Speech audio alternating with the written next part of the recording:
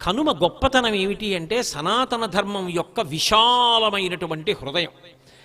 శం చతుష్పదే శం ద్విపదే, ఒక్క నేను బాగుండాలి, మా అబ్బాయి బాగుండాలి, మా కోడలు బాగుండాలి, మా మనవలు బాగుండాలి, నా కూతురు అల్లుడు మనవలు బాగుండాలి, అది కాదు, అందరూ బాగుండాలి. అందుకే 108 నామములతో పూజ చేయిస్తారు. 170 నామాలు ఉండకూడదా, 350 నామాలు ఉండకూడదా? 108 నామాలు తప్పితే 1000 ఎందుకుంటాయంటే సమస్త లోకములలోని ప్రాణులు 27 నక్షత్రములలో పుడతారు. పుట్టినప్పుడు చనిపోయినప్పుడు నక్షత్రాన్ని ప్రధానంగా చూస్తారు. ఒక్కొక్క నక్షత్రానికి 4 పాదాలు, 27 నక్షత్రములకు ఒక్కొక్క దానికి 4 చొప్పున 108 పాదములు. 108 నక్షత్ర పాదముల యందు ఎన్ని జీవులు పుట్టాయో, ఎంతమంది పుట్టారో అందరూ సంతోషంగా ఉండాలి. నేను ఒక్కడను కాదు, అందరూ సంతోషంగా ఉండాలి. శంకరాచార్యుల వారు నేర్పినటువంటి బాట. ఆయన కాశీ వెళ్ళారు అన్నపూర్ణమ్మ దగ్గరికి. అమ్మ నాకన్నం పెట్టని అడగలేదు. శంకరాచార్యులు వారు అన్నారు, మాతాచ పార్వతీదేవి పితాదేవో మహేశ్వర బాంధవా శివభక్తాశ్చ స్వదేశో భువనత్రయం అన్నారు. అమ్మ మా అమ్మ నువ్వే, మా నాన్నగారు శంకరుడు, 3 లోకాల్లో ఉన్నవాళ్ళు నా బంధువులు, అన్నం పెట్టమ్మా అన్నారు. ఇప్పుడు ఎవరికి పెట్టాలి? ఆవిడ 3 లోకాలకి అన్నం పెట్టాలి తప్ప శంకరాచార్యులు వారు ఆయన ఒక్కరు అన్నం పెట్టమని అడగల, అందరికీ పెట్టమని అడిగారు. 108 నామములతో పూజ చేస్తున్నామంటే దాని అర్థం ఏమిటంటే 27 × 4 108 నక్షత్ర పాదములలో పుట్టిన సమస్త ప్రాణులు సంతోషముగా ఉండుగాక. శం ద్విపదే శం చతుష్పదే, 2 కాళ్ళున్న మనుష్యులు సంతోషంగా ఉండాలి, పక్షులు కూడా సంతోషంగా ఉండాలి. అందుకే పక్షి పూజ, పశు పూజ, వాటికి సంవత్సరం అంతా గడ్డి పెడతాం. మనం పెట్టకపోయినా అవి పొలం దున్ని అవే వెళ్ళి ఎక్కడో గడ్డి మేసి వచ్చి పొలం దున్నుతున్నాయి, పాలు ఇస్తున్నాయి, పెరుగిస్తున్నాయి, నెయ్యి ఇస్తున్నాయి, మన కుటుంబంలో సభ్యుడై తిరుగుతున్నాయి. అటువంటి ఆవు పట్ల, ఎద్దు పట్ల, పక్షి పట్ల కృతజ్ఞత చూపిస్తారు. చూపించి వాటికి అలంకారం చేస్తారు. ఇవాళ చప్పటి గడ్డి కాదు, నేను ఏ పాయసాన్నం తిన్నానో పొంగల్ అనేది నీకు పెడతాను, నువ్వు కూడా అదే తినాలని పాయసాన్నం వండుతారు. నువ్వు నా ఇంట్లో సభ్యురాలివి, నా నాగలి మోసావు, నా పొలం దున్నావు, ఇంత పంటకి కారణం నువ్వు, ధాన్యం బస్తాలు బండిలో వేసి తీసుకొచ్చావు, ఇవాళ ఆవు పాలిచ్చింది, దూడలు పెట్టింది, అవి పెరిగి పెద్దవవుతుంటే ఆనందిస్తున్నాను, నాతో పాటు నువ్వు కూడా భోగం అనుభవించు అని పెడతారు. పక్షికి ఎందుకు పెట్టాలి అంటే పక్షి తన మూలాన్ని మరిచిపోదు. ఒక పక్షి ఉందనుకోండి, పక్షి ఎక్కడ పుడుతుంది? పక్షి నేల మీద పుట్టిందనుకోండి, కుక్క తినేస్తుంది, గద్ద తినేస్తుంది, కాకి తినేస్తుంది. పక్షి గుడ్డు, తల్లి పక్షి గూడు కట్టి గిజిగాడు అంటాడు మహానుభావుడు గుర్రం జాషువా గారు.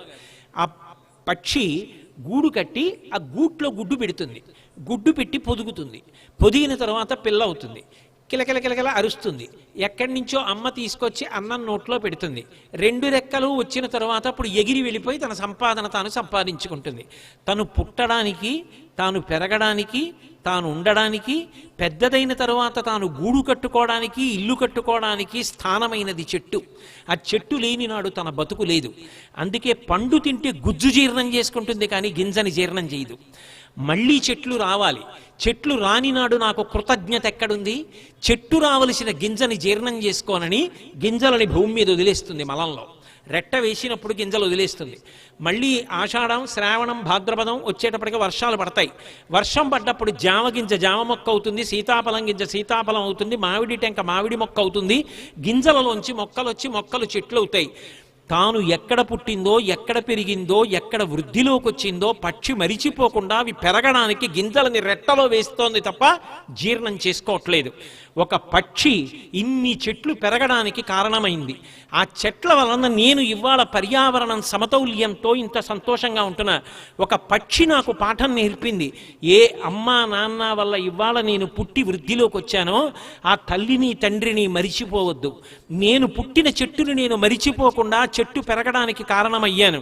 నువ్వు కూడా నీ తల్లిని తండ్రిని మరిచిపోకుండా వాళ్ళని నీతో ఉంచుకొని వాళ్ళు పెట్టిన అన్నం తిని నువ్వు వాళ్ళతో కలిసి ఉండి నీ ఒళ్ళో వాళ్ళు ప్రాణం వదిలితే అంత్యేష్టి చెయ్యాలి తప్ప వాళ్ళని ఎక్కడో పెట్టి నీకు వాళ్ళు భారం అనుకోవడం మర్యాద కాదు అని పాఠం నేర్పుతోంది పక్షి.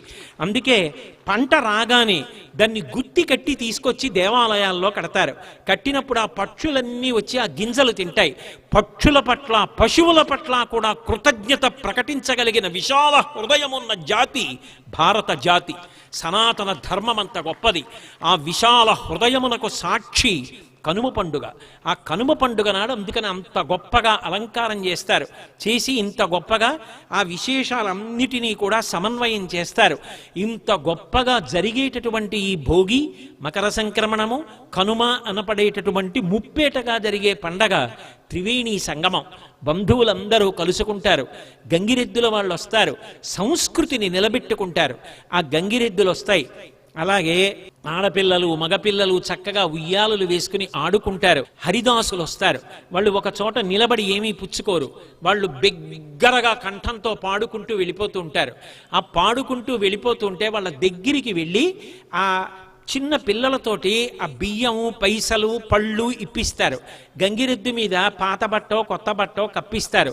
అవన్నీ ఆంధ్రదేశం సంస్కృతిలో అంతర్భాగాలు. ఏదైనా పాడు చేసుకోవచ్చు, కానీ ఎవ్వరూ కూడా తమ సంస్కృతిని పాడు చేసుకోకూడదు. సంస్కృతికి పట్టాభిషేకం చేసే పండగలు, పరదేవత యొక్క అనుగ్రహానికి పొందడానికి వీలైన పండగలు.